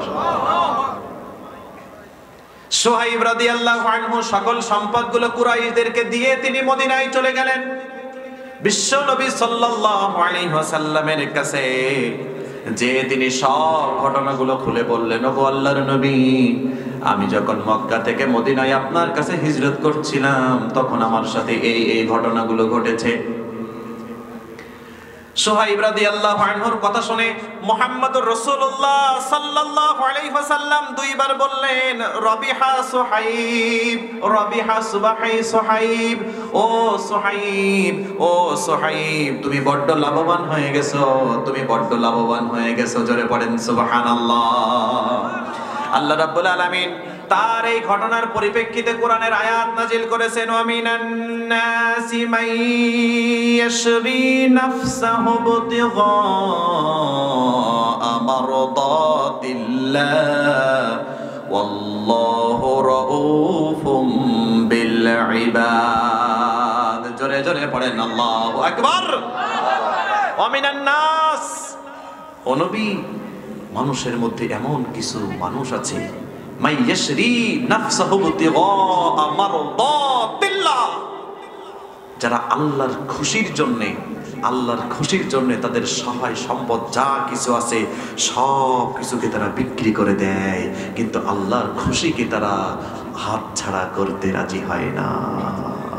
আল্লাহু আকবার বলেন প্রিয় ভাইরা। এবার একটা আওয়াজ দিয়ে বলেন তো, আপনি যে ব্যবসা প্রতিষ্ঠান দাঁড় করেছেন সেই ব্যবসা প্রতিষ্ঠান থেকে তিলে তিলে তিলে তিলে গড়ে ওঠা আপনার যে সাম্রাজ্য হয়েছে, অর্থ সম্পদ হয়েছে, এই সম্পদের প্রতি আপনার মহব্বত আছে না নেই? অল্প নাকি বেশি? কিন্তু আল্লাহ রাসূলের যে সাহাবী সুহাইব রাদিয়াল্লাহু আনহু, তিনি যে অন্য দেশ থেকে এসে ব্যবসা বাণিজ্য করে সম্পদ গড়েছেন, এই সম্পদের প্রতি তার কি দয়া মায়া নেই? অল্প নাকি বেশি? এখন বলেন তো, এই সম্পদের প্রতি তার মায়া বেশি নাকি আল্লাহর রাসূলের প্রতি তার ভালোবাসা বেশি? হ্যাঁ, তাই তো কুরাইশদেরকে সব বলেছে, শোনো আমার গোপন গোপন সম্পদ অমুক জায়গায় এই আছে, অমুক জায়গায় এই আছে, সব তোমাদের দিয়ে দিলাম, আমি আল্লাহর রাসূলের কাছে চলে গেলাম। আলহামদুলিল্লাহ পড়েন। এখন একটা আওয়াজ দিয়ে বলেন তো, ওনারা কি দুনিয়া চেয়েছেন নাকি আখিরাত চেয়েছেন? আখিরাত চেয়েছেন বলেই সব সম্পদ কুরাইশদের পায়ের কাছে ছেড়ে দিয়ে আল্লাহর রাসূলের আহ্বান ছাড়া দিয়ে আল্লাহর রাসূলের কাছে চলে গিয়েছে। তারা কোনোদিন আখিরাতের বিনিময় দুনিয়াকে প্রাধান্য দেয় নাই। আর আপনি আমি ব্যবসা করি, আজান হয়ে গেছে, আমাদের প্রতিষ্ঠানের 2টা খরিদ্দার বেশি এসেছে, নামাজ শেষ।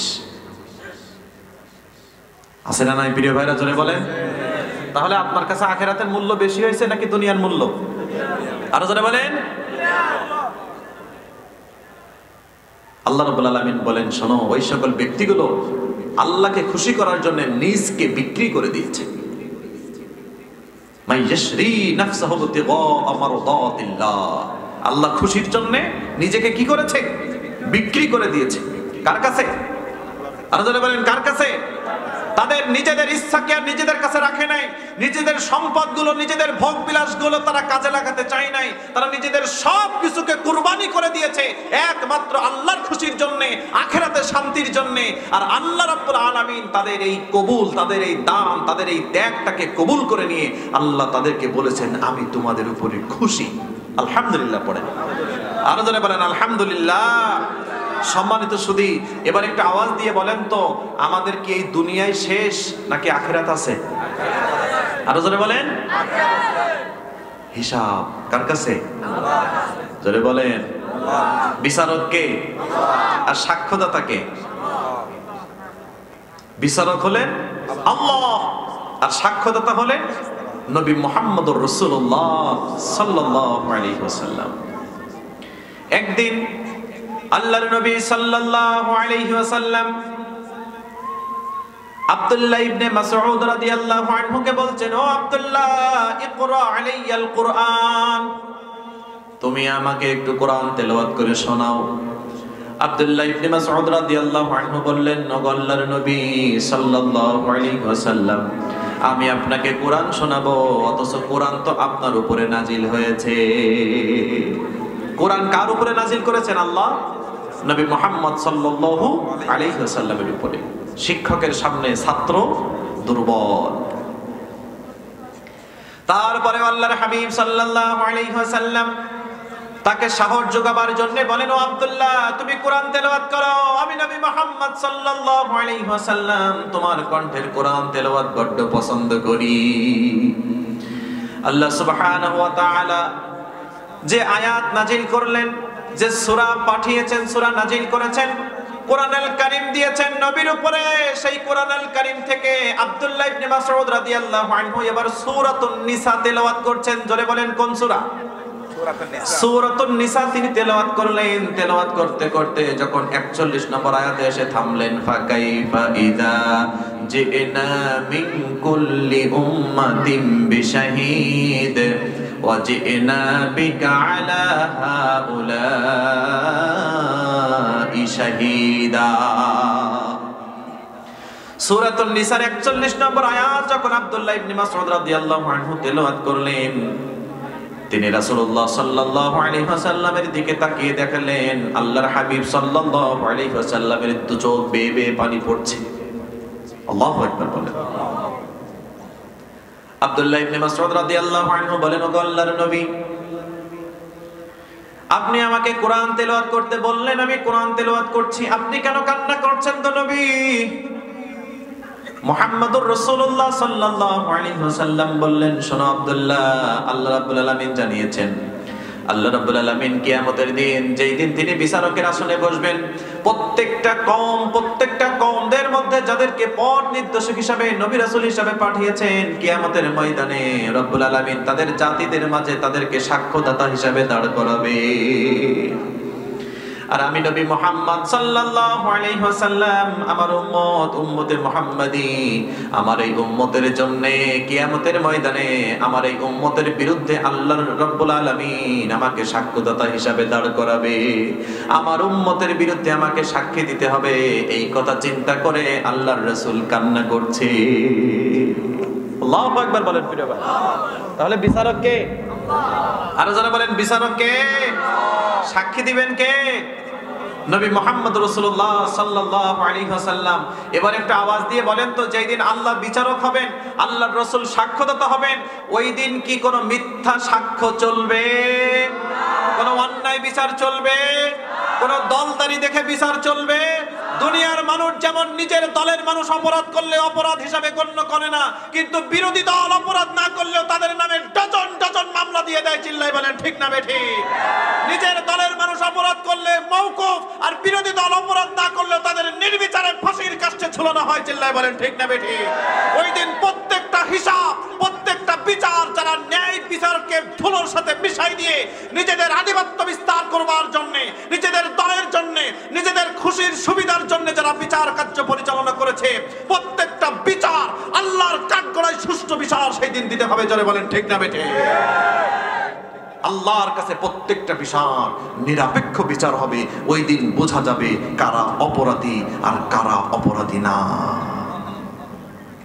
আল্লাহর হাবিব বলছেন, আল্লাহ আমাকে সাক্ষ্যদাতা হিসেবে দাঁড় করাবেন আমার উম্মতের বিরুদ্ধে। আল্লাহ রাসূলকে আপনার আমার জন্য মিথ্যা সাক্ষী দেবেন? না, প্রশ্নই ওঠে না। এবার আপনি অপরাধ করেছেন, হ্যালো স্যার, জি ওটা কিন্তু আমার দলের সাধারণ সম্পাদক। জি স্যার, ঠিক আছে, আমি দেখতেছি, ঠিক আছে। আছে না নাই, জোরে বলেন। আর যারা আপনার দলের না, তাদের বাসায় রাত্রে একবার পুলিশ, সকালে একবার পুলিশ, বিকালে একবার পুলিশ, দেবতা প্রতিষ্ঠানটাও খুলতে পারে না। এই প্রত্যেকটা অপরাধ, প্রত্যেকটা অন্যায় বিচার আল্লাহর ন্যায় বিচার দিয়ে সেই দিন বুঝাই দিবেন যে কারা অপরাধী আর কারা অপরাধী না। ওই দিন মাজলুমরা জিতে যাবে, আর চূড়ান্ত ভাবে যারা জালেম জুলুম করেছে তারা জাহান্নামে জ্বলবে। জোরে বলেন ঠিক না বেঠিক? ওই জন্যে আমাদের উপরে কেউ জুলুম করলে আমরা অখুশি হই না, কারণ মাজলুমদের সাথে আছেন যিনি, তিনি কে? ওই জন্য আল্লাহর হাবিব সাল্লাল্লাহু আলাইহি ওয়াসাল্লাম বলেন, ইত্তাকি দাওয়াতাল মাজলুম ফাইন্নাহা লাইসা বাইনাহু ওয়া বাইনাল্লাহি হিজাব। তোমরা মাজলুমের বদদুয়া থেকে বেঁচে থাকো, মাজলুমের বদদুয়া থেকে বেঁচে থাকো, কারণ মাজলুমের মধ্যে আর আল্লাহর মধ্যে পর্দা থাকে না। মাজলুমের বদদুয়াটাকে রব্বুল আলামিন মেঘের উপরে উঠিয়ে নেন, আকাশের দরজাগুলো খুলে দেন, মাজলুমের বদদুয়াটা সরাসরি পৌঁছে যায় কার কাছে? ওয়া ইজ্জতি ওয়া জালালি লা আনসুরান্নাকা ওয়ালাউ বা'দা হিন।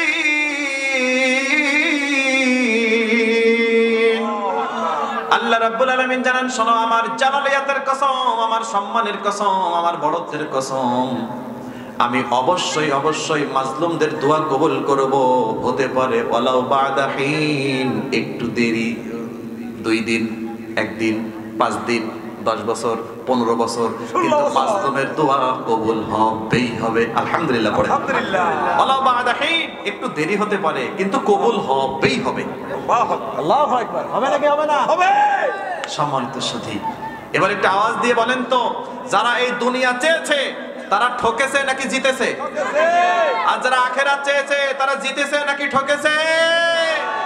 ওই জন্য রব্বুল আলামিন বলেন, শোনো, তোমরা আমি আল্লাহর কাছে আখিরাতের ফসল কামনা করবে, আমি আল্লাহ তোমাদের আখিরাতের ফসল প্রবৃদ্ধি দান করব, বৃদ্ধি করে দেব, আখিরাতের সফলতা তোমাদের দান করে দেব।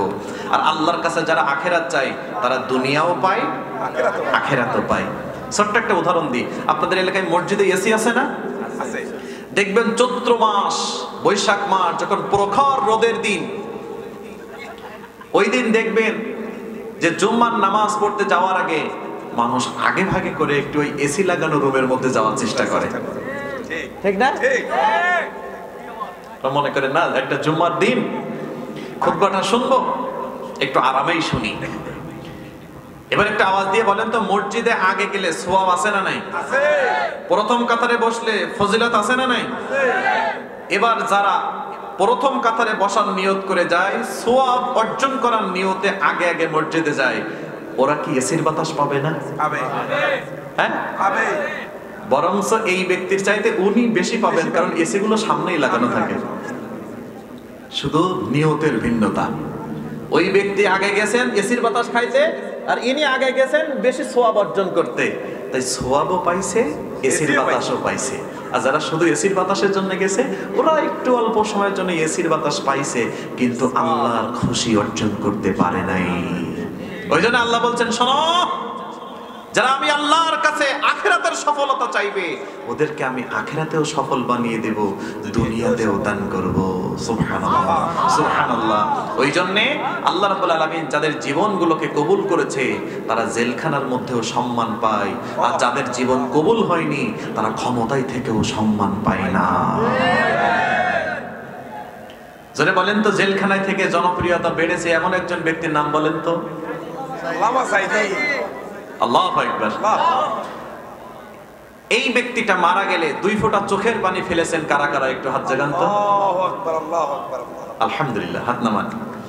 সম্মানিত সুধী, আপনাদের কাছে একটা প্রশ্ন করি, কোন ধর্ষণকারীর জন্য কি মানুষ কান্না করে? না। কোন রাজাকার মারা গেলে মানুষ কান্না করে? না। জোর করে ধর্মান্তরিত করেছে, যে অন্য ধর্মের মানুষগুলোকে জোর করে ধর্মের পথে এনেছে, এমন কোন ব্যক্তি, অর্থাৎ অন্যের উপরে জুলুম করে যারা জোর করে ধর্মকে মানার জন্য প্রেসার ক্রিয়েট করেছে, তারা কেউ মারা গেলে আপনি কান্না করবেন না? আপনি চেয়েছেন তাকে রাজাকার বানাতে, জনগণ এটা প্রত্যাখ্যান করেছে। আপনারা চেয়েছেন তাকে ধর্ষক বানাতে, জনগণ এটাকে প্রত্যাখ্যান করেছে। আল্লাহ রাব্বুল আলামিন তার জীবনকে কবুল করে নিয়েছে, তার মান মর্যাদাকে আল্লাহ জেলের মধ্যে বাড়িয়ে দিয়েছে। তার চলন্ত উদাহরণ হলো কিয়ামতের ময়দানে আল্লাহ যেদিন সবাইকে হাজির করবে, ওই দিন বোঝা যাবে কারা অপরাধী আর কারা অপরাধী না। জোরে বলেন ঠিক না বেঠিক? কিন্তু দুনিয়ার মাধ্যমে যেটা আমরা বুঝি, এই ব্যক্তিকে দিনের পরে দিন জেলের মধ্যে রাখা হয়েছে জনগণ থেকে বিচ্ছিন্ন করার জন্য, ধর্ষণকারী, রাজাকার, ধর্মান্তরিতকারী, কিন্তু মানুষের মনের মধ্যে তার ঘৃণা আসে নাই। প্রত্যেকটা মানুষের হৃদয়ে তার ভালোবাসা, তার শ্রদ্ধা আল্লাহ ঢুকিয়ে দিয়েছে। জোরে বলেন ঠিক না বেঠিক? তাই তো সাজাটা কাঁধে করে নিয়ে মৃত্যুবরণ করেছে, তার মৃত্যুতে মানুষ পাগলের মতো কান্না করেছে। ঠিক না বেঠিক? তার মানে বোঝা গেল, আল্লাহ যদি কারোর উপরে সন্তুষ্ট হয়ে যায়, জেলের মধ্যে রেখেও জনগণ থেকে আলাদা করা যায় না। আর আল্লাহ যদি কারোর উপরে রাগান্বিত হয়ে যান, দাদা বাবুরাও তাদেরকে আর খুশি করতে পারে না। ওই জন্য আপনি চাইবেন কি, দুনিয়া নাকি আখেরাত? আর জোরে বলেন আখেরাত। আখেরাত আল্লাহ দিয়ে দিলে দুনিয়া এমনি দিবেন। দুনিয়া কয় দিনের? একটু বলেন তো, বাবার কাছে সন্তানের লাশ ওঠে না? ওঠে? দেখেন, তাই খুব বেশি দূরে না। আমি রায়হান কবির,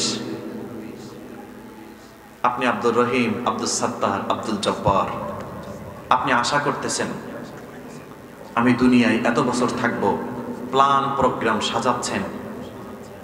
একটু বলেন তো, এমন অনেক ব্যক্তি আছে একটা ঘর নির্মাণ করতেছে যে তিনি ওই ঘরে থাকবেন, কিন্তু ঘর নির্মাণ হওয়ার আগে আল্লাহটাকে সাড়া দিয়ে চলে যেতে হয়। আছে না নেই? আমি এমনও জানি একটা ঘর নির্মাণ করেছে, দীর্ঘদিন ধরে কাজ কাম চলছে ঘরের। যেই দিন রাতে ওই ঘরে উঠেছেন, ওই দিন রাতেই আল্লাহটাকে সাড়া দিয়ে চলে গেছেন। এমন ব্যক্তির খবরও আমরা জানি। সম্মানিত সুধী, তো আপনি আল্লাহর কাছে দুনিয়া চেয়ে কি পাবেন? হয়তোবা কিছু অর্থ, কিছু ক্ষমতা, তবে এটা আজকে আছে কালকে চলে যাওয়ার সম্ভাবনা আছে না নাই? এমন অনেক ব্যক্তি আছে কোটি কোটি টাকার মালিক, কিন্তু এখন পথের ভিখারি হয়ে গেছে। আছে না নেই? আল্লাহ বলেন, মান কানা ইউরিদু হারসাল আখিরাতি নাজিদ লাহু ফি হারসি। যারা আমি আল্লাহর কাছে আখিরাতের ফসল চেয়েছে, আখিরাতের সফলতা চেয়েছে, আমি আল্লাহ আখিরাতের ফসলতা তো তাদের দিবই, আখিরাতের ফসল তো দিবই, সাথে সাথে দুনিয়াটা আমি আল্লাহ বোনাস দিয়ে দেব। আর যারা দুনিয়া চাইছে, নুতিহি মিনহা, তাদেরকে একটু দুনিয়া দেব, কিন্তু আখিরাতে কিছুই দেব না। এবার একটা আওয়াজ দিয়ে বলেন তো, দুইজন সাহাবীর কথা বলছি না? মুসআব ইবনে উমাইর রাদিয়াল্লাহু আনহু 200 দিরহাম মূল্যের জামা পরিধান করে, এক জামা এক সকালে পরলে বিকালে চেঞ্জ করে, দামি দামি আতর ব্যবহার করে, 1 বিলিয়নিয়ার বাবার একমাত্র ছেলে, সব কিছু ত্যাগ করেছে। এটা কি দুনিয়ার জন্য নাকি আল্লাহকে খুশি করার জন্য? আল্লাহকে খুশি হয়নি। মাওদাউ শিবরিন ফিল জান্নাহ খায়রুম মিনাদ দুনিয়া ওয়া মা ফিহা। আল্লাহর কাছে এই সমগ্র পৃথিবীর চাইতে জান্নাতে 1 বিঘত জায়গার মূল্য অনেক অনেক বেশি। কত? জান্নাতে কতটুকু? 1 বিঘত। আর দুনিয়া সমস্ত দুনিয়ার যত মূল্য হতে পারে আল্লাহর কাছে এগুলো তুচ্ছ। জান্নাতে 1 বিঘত জায়গার মূল্য এত দাম, এত দাম। এবার বলেন তো, আল্লাহর জান্নাত যারা যাবে তাদেরকে আল্লাহ মাত্র 1 বিঘত জায়গা দিবেন? সবার শেষে যেই ব্যক্তি জান্নাতে যাবেন, আল্লাহ রাব্বুল আলামিন তাকে ফাইন্না লাকা মিসলা দুনিয়া ওয়া 10 আমসালিহা, আল্লাহ রাব্বুল আলামিন সব শেষে যাকে জান্নাতে দিবেন তার জান্নাতের বিশালতা হবে 10 দুনিয়ার সমান। আল্লাহু আকবার। তাহলে আপনি সফলতা কিসের মধ্যে তালাশ করেন? সম্মানিত সুধী, সম্মানিত সুধী, ওই জন্য আমাদের চিন্তা থাকবে আমরা কিভাবে আমার রবকে খুশি করতে পারি। যদি বলেন ঠিক না ঠিক? এই সাহাবীর মাথা ঢেকে পা বের হয়ে যায়, পা বের হয় মাথা ঢাকে। একটু বলেন তো, এত ধনাঢ্য পরিবারের সন্তান, তিনি কি সফল হয়েছেন নাকি ব্যর্থ হয়েছেন? যে সাহাবীর কথা বললাম, সুহাইব রুমি রাদিয়াল্লাহু আনহু, কুরাইশদের নিজের সব সম্পদ দিয়ে আল্লাহর রাসূলের কাছে চলে গেছেন।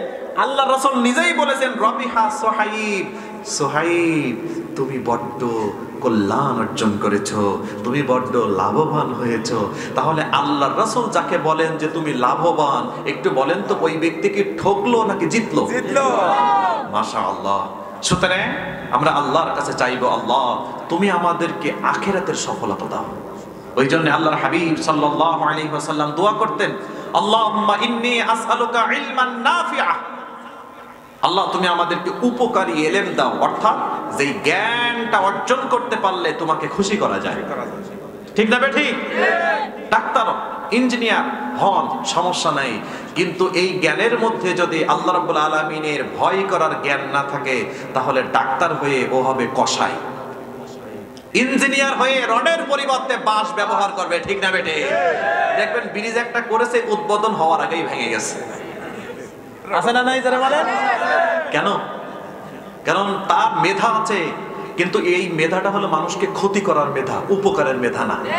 যদি উপকারের হতো তাহলে ওই বিল্ডিং, ওই ব্রিজ উদ্বোধনের আগেই ভেঙে পড়তো না। কারণ এত মারা মারছে যে বিল্ডিং এর উপর দিয়ে, ব্রিজের উপর দিয়ে একটা মানুষ হেঁটে গেলেও নড়াই। অথচ তারা কি জ্ঞানী না? অবশ্যই জ্ঞানী, কিন্তু এটা হলো দুনিয়ার জ্ঞান, দুনিয়ার জ্ঞান, মানুষকে ঠকানোর জ্ঞান। কিন্তু আল্লাহ রাব্বুল আলামিনের হাবিব সাল্লাল্লাহু আলাইহি ওয়াসাল্লাম দোয়া করতেন, আল্লাহুম্মা ইন্নী আসআলুকা ইলমান নাফিআ, আল্লাহ তুমি আমাকে উপকারী ইলম দাও, ওয়া রিজকান তাইয়্যিবা, হালাল রুজি দাও, ওয়া আমালান মুতাকাব্বালা, এবং কবুলযোগ্য আমল করার তৌফিক দাও। জোরে বলেন আল্লাহুম্মা আমিন। সম্মানিত সুধী, তো এই জিনিসগুলো কি দুনিয়া কেন্দ্রিক নাকি আখিরাত কেন্দ্রিক? আর জোরে বলেন। আল্লাহর কাছে যারা হালাল রিজিক চাইবে, হালাল রিজিক যারা চাইবে, তারা ওই ব্রিজের রড গুলো মেরে দিয়ে, তারা নরমাল রড দিয়ে ব্রিজ করবে না, কারণ ওরা চাইবে হালাল হালাল হালাল। সম্মানিত সুধী, তাহলে মুসআব ইবনে উমাইর রাদিয়াল্লাহু আনহুর জীবনী থেকে আমাদের শিক্ষা নেওয়ার দরকার আছে না নাই? যারা বলেন আছে না নাই? ধন সম্পদ চিরকাল থাকবে না। রব্বুল আলামিন বলেন, ইয়াউমা লা ইয়ানফাউ মালু ওয়ালা বানুন, তোমার ধন সম্পদ থাকবে না, তোমার সন্তান, তোমার ছেলে মেয়ে তোমার কাজে আসবে না। তুমি মারা যাবা, তোমাকে উঠানের উপরে রেখে দিবে, তোমার ছেলেকে মেয়েকে বলা হবে একটু লাশটা চকি দাও, ও বলবে আমার ভয় লাগে, আমার ভয় লাগে, আমি পারবো না। অথচ কালকে রাতেই ওই বাবার গলা জড়াই ধরে কত না আদরের মুহূর্ত তোমরা কাটিয়েছো। তা আজকে বলতেছে ওটা আমি ভয় পাই, কারণ প্রাণ পাখিটা চলে গেছে। তাই নিজের সন্তানরাও নিজেকে আর দেরি করে না যে তাড়াতাড়ি মাটি দিতে পারলেই বাঁচি। জোরে বলেন ঠিক না বেঠিক? আর তোমার অর্থ সম্পদ সব ফেলানো আছে, বিল্ডিং এর জায়গায় বিল্ডিং আছে, গাড়ির জায়গায় গাড়ি আছে, বাড়ির জায়গায় বাড়ি আছে, জমির জায়গায় জমি আছে, অফিসের জায়গায় অফিস আছে, খালি আপনি আমি নেই। এখন এইগুলোর জন্য যদি আল্লাহকে ভুলে যায়, তাহলে কিয়ামতের ময়দানে আপনি আমি বড্ড ঠকে গেলাম। সম্মানিত সুধী, তাহলে একটা আওয়াজ দিয়ে বলেন তো, পৃথিবীতে আমরা যে কাজই করি না কেন খুশি করব কাকে? আরো যারা বলেন খুশি করব কাকে? আল্লাহর কাছে যখন চাইবো তখন কি দুনিয়া চাইবো নাকি আখিরাত চাইবো? আল্লাহ তুমি আমাদের আখিরাতে চাও কেমন? আল্লাহ আমাদের ঈমানকে বৃদ্ধি করে দাও, আমাদেরকে হারাম থেকে দূরে থাকার তৌফিক দাও, হালাল রুজি ইনকাম করার তৌফিক দাও, বাচ্চা কাচ্চাদের ছেলে মেয়েদেরকে যেন ইসলামী জ্ঞান শিখাতে পারি তুমি কবুল করে নাও। আল্লাহ আমাদেরকে তুমি কোরআন শেখানোর তৌফিক দাও। আমি একটা ব্যবসা করি, আল্লাহ আমার ব্যবসায় যেন হারাম না ঢুকে যায়, তোমার কাছে যেন আমাকে হিসাব না দিতে হয়। আল্লাহ তুমি দুনিয়ায় আমাকে কল্যাণ দাও, আখিরাতেও কল্যাণ দাও। আল্লাহ তোমার জাহান্নাম আমাদেরকে দিও না, তোমার জান্নাতের বাইরে আমাদেরকে রেখো না। এইভাবে করে এগুলো হলো আখিরাতের চাওয়া, ঠিক না ঠিক? আর আখিরাতে আপনি সফলতা অর্জন করতে পারলে জোরে বলেন সফল। আর যদি না পারেন ব্যর্থ। আপনি যদি আল্লাহ রাব্বুল আলামিনের ইবাদত করেন তাহলে আল্লাহ আপনার কি করবেন? আপনার বক্ষটাকে অমুখাপেক্ষিতা দিয়ে পূর্ণ করে দিবেন। আপনি কারোর কাছে ধন্য দেওয়া লাগবে না, আপনার অভাব অনটন আল্লাহ দূর করে দিবেন। আর যদি আপনি আল্লাহর ইবাদত না করেন, আপনার বক্ষটাকে আল্লাহ ব্যস্ত বানাই দিবেন। ডান হাত দিয়ে বাম হাত দিয়ে ইনকাম করবেন কিন্তু বরকত নেই, আর আল্লাহ আপনার অভাব অনটনকে বাড়িয়ে দিবেন। সুতরাং আমাদের ইবাদত বাড়ানোর দরকার আছে না নাই? ধরে বলেন আছে না নাই? নামাজের সময় নামাজ, রোজার সময় রোজা, সত্য কথা, দানের সময় দান, সাদাকার সময় সাদাকা, হজের সময় হজ। মোট কথা আমরা একমাত্র খুশি করার চেষ্টা করব আল্লাহকে, তাহলে দুনিয়া এবং আখিরাত সব জায়গায় আমরা সফলতা পাবো। আর যদি আল্লাহ আমাদের উপরে রাগান্বিত হয়ে যায় তাহলে ঘরের মানুষও আপনার উপর রাগান্বিত হয়ে যাবে। ঠিক না ঠিক? সম্মানিত সুধী, আসুন আমরা যে কথাগুলো বলেছি আল্লাহ আমাদের সকলকে আমল করার তৌফিক দান করুন, এবং কিয়ামতের ময়দানে আল্লাহ আমাদের সকলকে দয়া করে আর মায়া করে জান্নাতুল ফিরদাউস দান করুন। সকলে পড়েন আল্লাহুম্মা আমিন। আর যারা বলেন আল্লাহুম্মা আমিন। আল্লাহ যেন আমাদের সকলকে বেশি বেশি তার ইবাদত করার তৌফিক দান করেন। আল্লাহ যেন আমাদের এই মাহফিলটাকে কিয়ামতের দিন আমাদের সকলের জন্য নাজাতের ওসিলা হিসাবে কবুল করেন। সবাই বলেন আল্লাহুম্মা আমিন। সম্মানিত সুধী, যে সকল ভাইরা